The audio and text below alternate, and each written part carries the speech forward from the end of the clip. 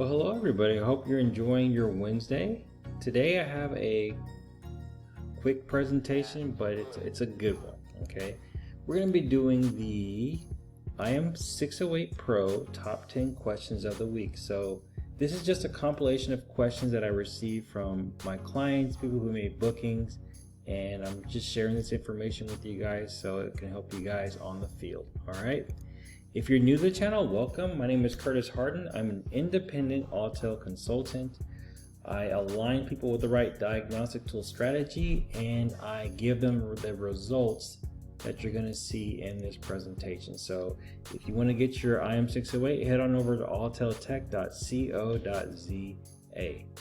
Okay, let's go to the first question. Can the XP400 Pro reveal the VIN from the Mercedes key fob? So the customer asks, I have a bunch of Mercedes keys that I don't know which vehicle they belong to. This client owns a salvage yard.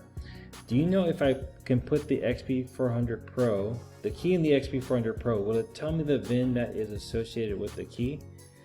Okay, so the XP400 Pro specializes in handling Mercedes infrared smart keys, but when it comes to finding out which car key that the vehicle belongs to by getting the VIN, it's not able to do that because the VIN isn't stored into these keys.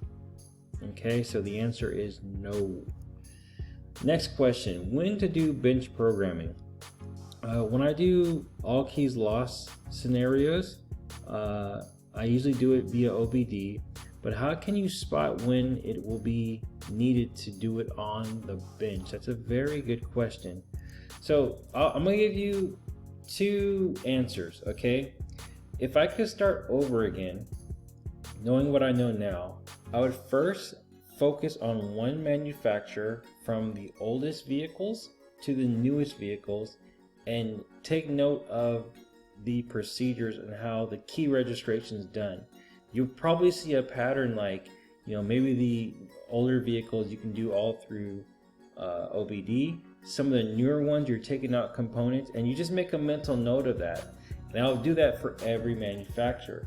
Because then what happens, like with me now, since I have enough experience, I can kind of tell when somebody has a problem and they can't figure it out with key coding. I kind of know just based on the year, make, and model what approach I might need to do. If I might need to take out a cluster, if I need to take out, a FEM module or something like that, So that's the first thing I would do. But generally speaking, this is when you need to do things on the bench. So when the key learning is not like possible via OBD, let's say you try to do it via OBD, the ALTEL might kind of steer you in a different direction. It might tell you to do it on the bench. Or maybe you try to do the procedure via OBD and it doesn't go through. This is one reason why you should do it on the bench, because you're going to get certainty on the bench, okay, when it's not possible through the OBD, okay. The second reason why you'll do it on the bench is because the necessary information is unavailable through the OBD. So certain procedures that you're trying to do, you might need to get that data from a different module, and you can't access it through the OBD, okay? So that's another reason why you would need to do it on the bench.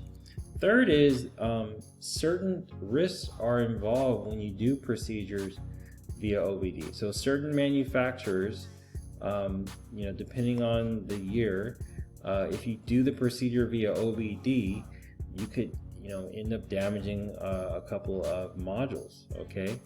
So this is all learned through experience. Next is if the technician is unable to access the vehicle, requiring remote module dispatch. So this basically means let's say a client has a Mercedes and their car is not running, but they want you to make a key on the bench. So they can just send you, the EIS and all the components needed to do the procedure on the bench. You do your thing, send it back to the client, and then you're done, okay? So those are situations where you can do the procedure on the bench.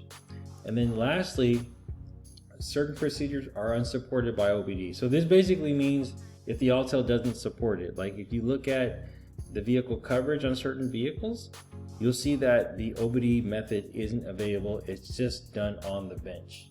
Okay, so this is the framework on when you might need to do things on the bench. Okay, next question, dealer only territory for Mercedes-Benz. With the Autel, is there a way to determine if the vehicle is an FBS 3 or FBS 4? So these are basically, let's say, immobilizer generations for Mercedes. What I'll tell you guys is try to stick doing key coding for 2013 and under.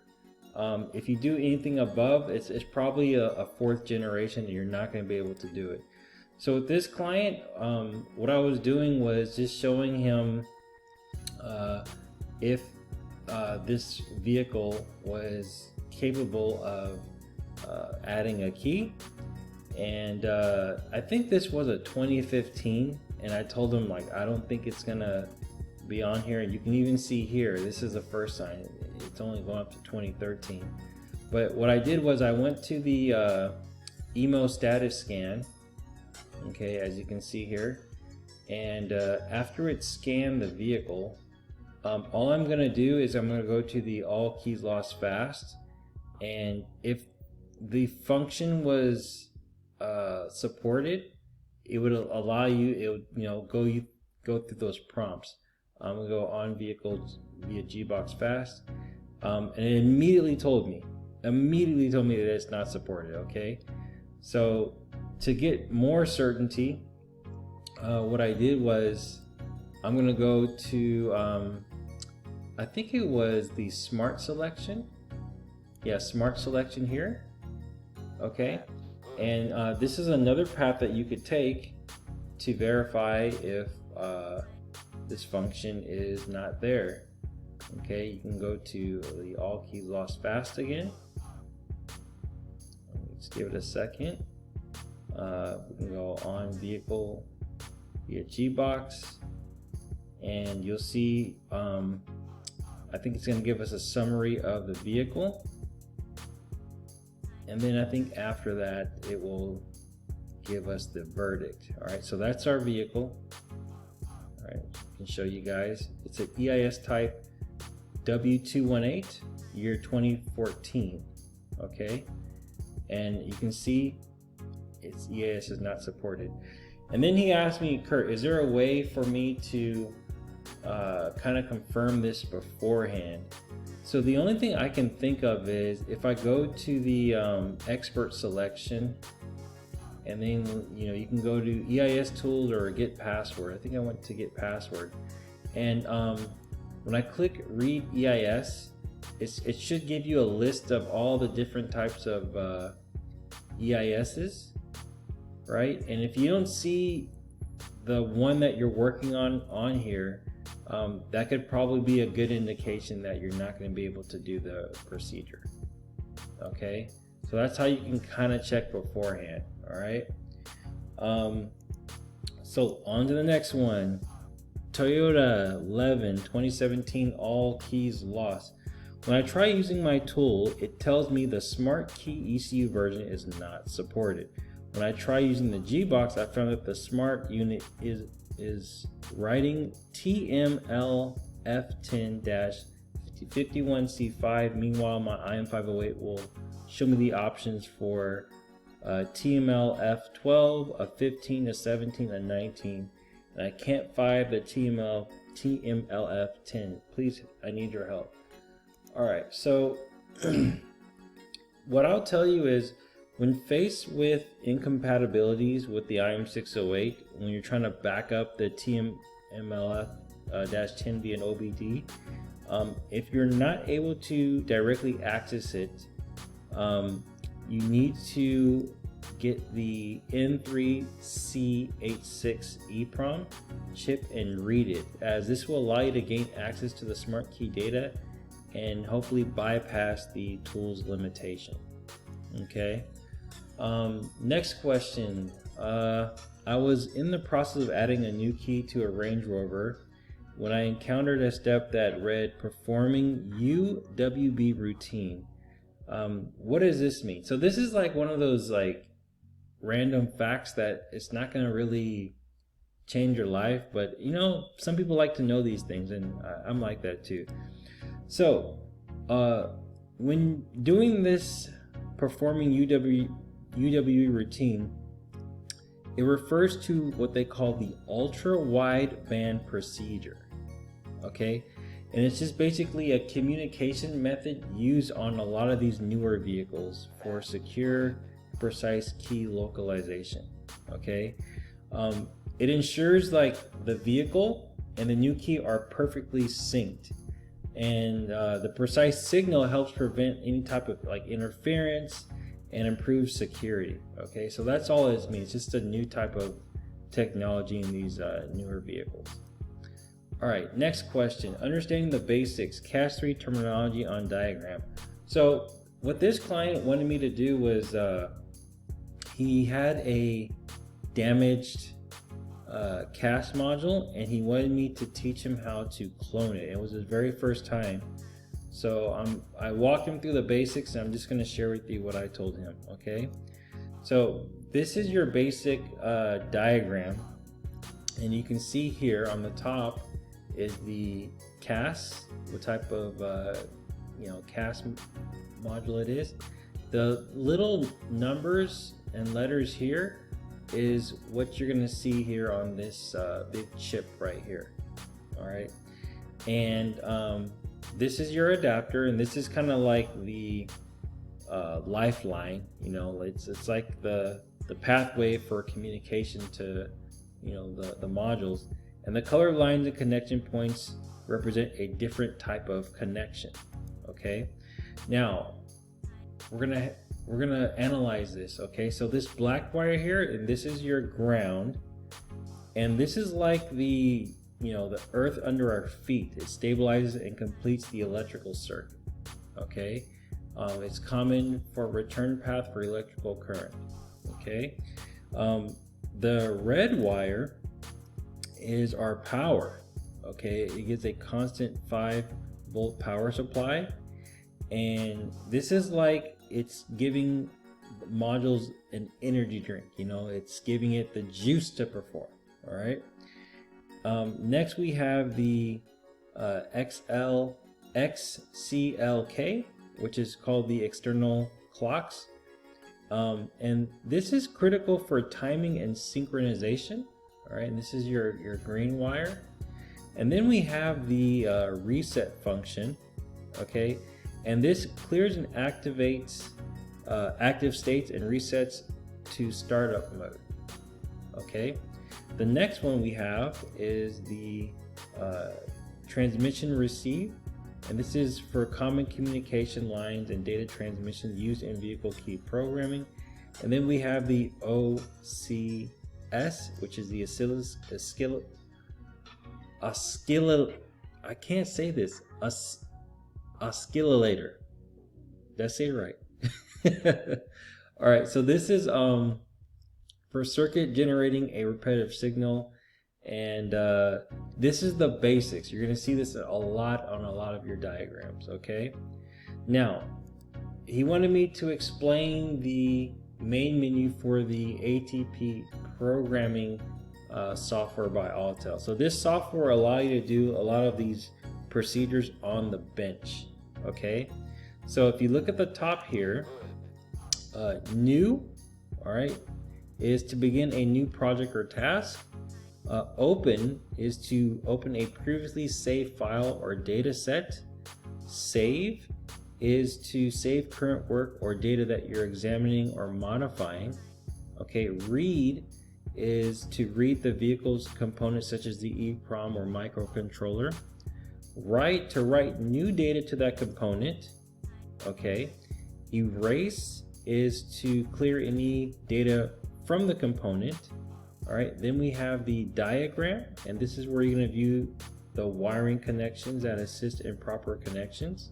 Okay, and the SEC, I think this is more like refers to like security settings or special functions within the programming software. Okay, now if we look at the left hand side here, Okay, we have chip, and gives us access to functions like doing your key procedures, according to the vehicle's chip.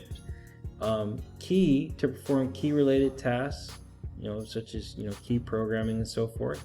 All right, you can see here we have it labeled for the glass tube, the infrared, and the ordinary key. The IC card is to interact with integrated circuits, all right, for doing advanced key procedures. And then the pin code is to work with personal identification number codes that are part of the vehicle's security system.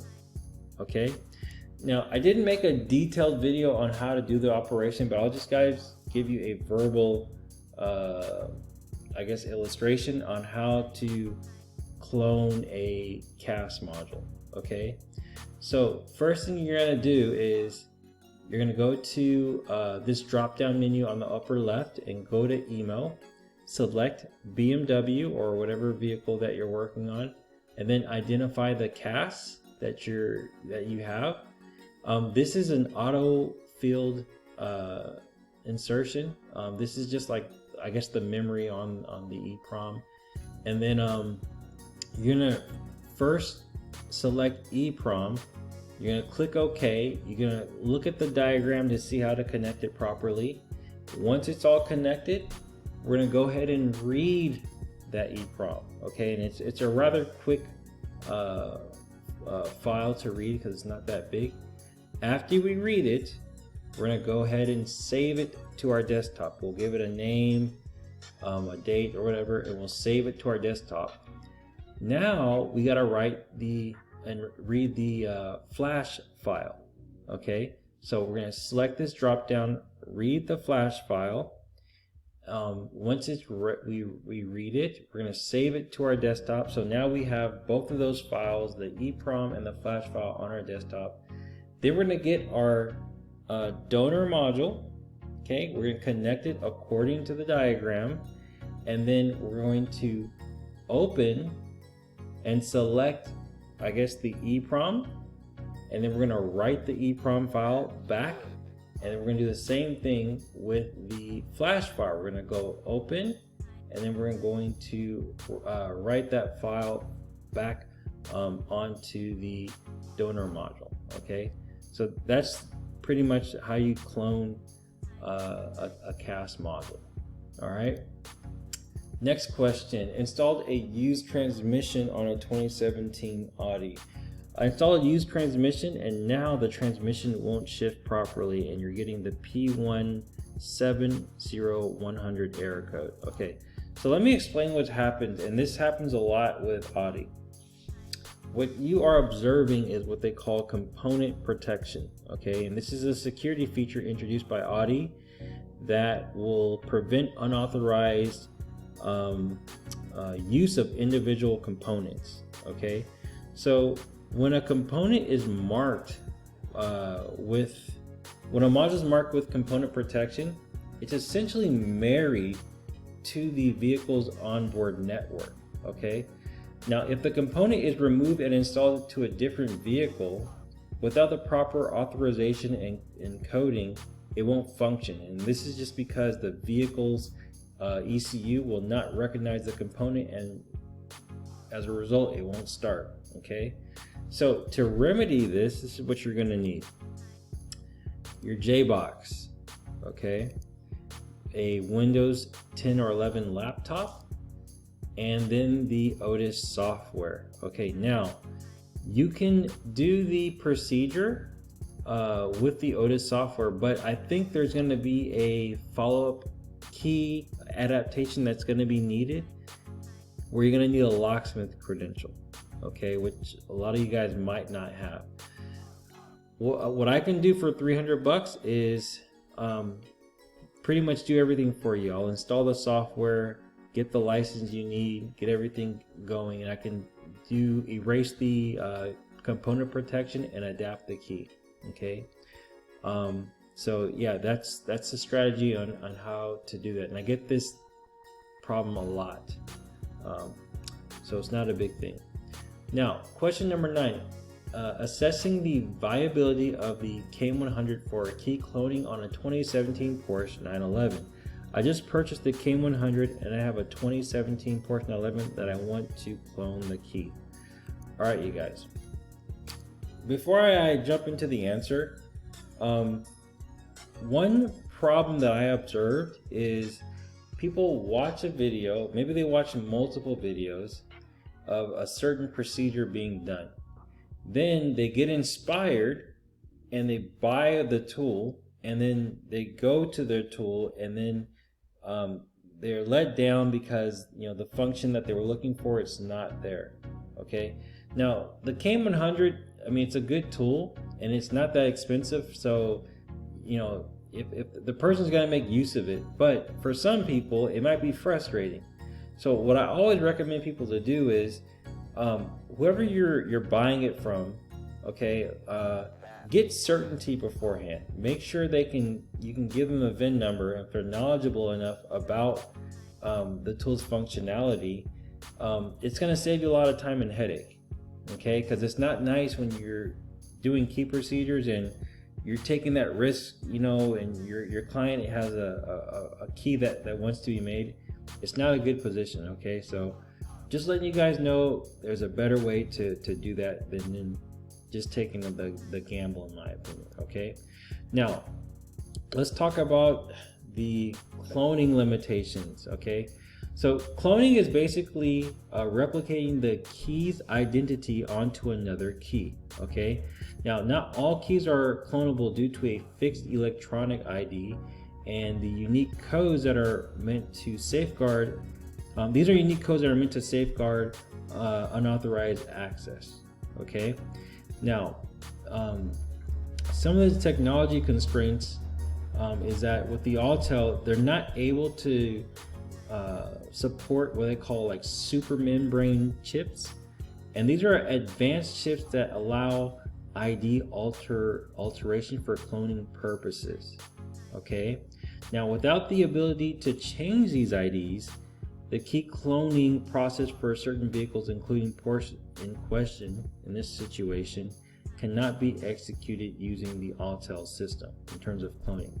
Now here are some of the supported key types that we can do, all right, which is a T5-11, T5-12, the Megamos -13, and the 8C, and the ID33 and ID44. Okay, now I checked with my engineer, and he told me that the K100 doesn't support this vehicle, but you can do it through the OBD with the IM508 and IM608. Okay, so that's what you're going to need to do this procedure. All right, now next question. NASTA aftermarket scan tools face strict validation and ID protocols. I got a lot of emails on this one. So if you're living under a rock, NASTAF is an organization that has auto manufacturers, locksmith, even I think a couple tool companies. They all get together and they kind of are like the middleman, helping us get access to do certain things on the vehicles. Okay, they put this memo out basically stating that in 60 days you will need a locksmith ID to perform security functions. So if you want to add a key, do an all keys loss, immobilizer functions, getting a PIN code, anything that the manufacturer determines is security related, you're going to need this ID. Okay, it says you will be responsible for verifying the identity of the vehicle owner, but you're not required to fill out a D1. Okay, NASTAF will take care of this process behind the scenes, and tool makers have the capability to offer both online and offline functionality. So let me explain what that part means. The way I understand it is they're going to make an API where, let's say I have online access. I need to do a key procedure. When I select the Autel emo, and then I'm going to go to, the year, make, and model, a prompt's going to come up requesting me to put in my locksmith credential. Then I'll put it in, and then I can gain access to it. The other option is, let's say you're in a rural area that doesn't have Wi-Fi. So maybe there's some way where you can make this request offline, and it'll allow you to do the procedure. And then when you get back online, it's gonna validate everything. So you won't be able to like try to manipulate or beat the system. They're gonna find out eventually. Now the reason why they're doing this is because apparently with the influx of all these aftermarket scan tools giving, you know, the common people key coding capabilities, some people, bad apples, are using this to steal vehicles. Okay. I've even heard some cases where they're actually, you know, stealing directly from the locksmiths, getting them injured, and you know they're doing these illegal operations. So by them implementing this system, they can have paper trail of, you know, who logged in, what time. Everything's gonna be kind of like recorded basically, which is going to prevent, you know, third parties, people who don't have these locksmith credentials to, you know, do these procedures. Now, there's some pros and cons. If you're a locksmith that has these credentials, I think it's going to help you, because all the people who don't are going to rely on your services. Okay. So this would be a good opportunity to, you know, tap in on that. On the downside is there's some honest people who just want to keep the operation in-house. Like I have a lot of mobile programmers, and you know, when you replace like a PCM, the next procedure on a Ford you have to do is like a parameter reset, and pretty soon, you know, it's going to be difficult for those guys to do stuff like that, you know. So it's going to be frustrating, but this is my outlook. I'm not worried. Like I always, as a consultant, I always solve problems, and I mean, I've been hit with a lot of problems, and I end up always finding a way. So it may not be as easy as, you know, it once was before, but when they start to implement this, I'm pretty sure I could figure something out. Let's hope.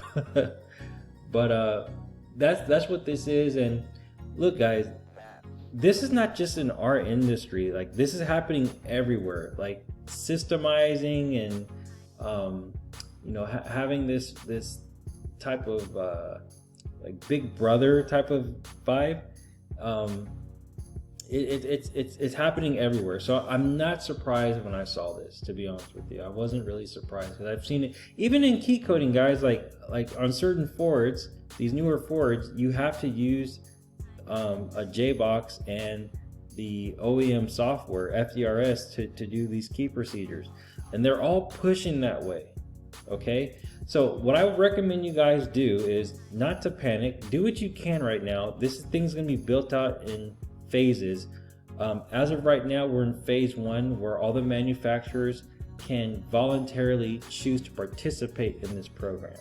Okay, I talked with my engineer, and they're not showing any type of you know, eagerness to jump on board. But what I feel what's gonna happen is it's gonna just get to the point where like you kind of have to do it, you know what I mean? But as of right now, they haven't got any paperwork, and they're not pressured to do it, so they're gonna hold off as long as they can. That's what I feel. Okay, but I think you guys should start diversifying your service deliverables. Okay, whether you're might need to focus on more, you know, advanced vehicles, like to do more bench procedures where you probably won't need all this stuff. You know, maybe get into programming. I think you guys need to diversify, because if you have all your eggs in one basket, it might be a little bit challenging, okay, going into the future. All right, So that's about it, you guys. I hope you enjoyed this presentation.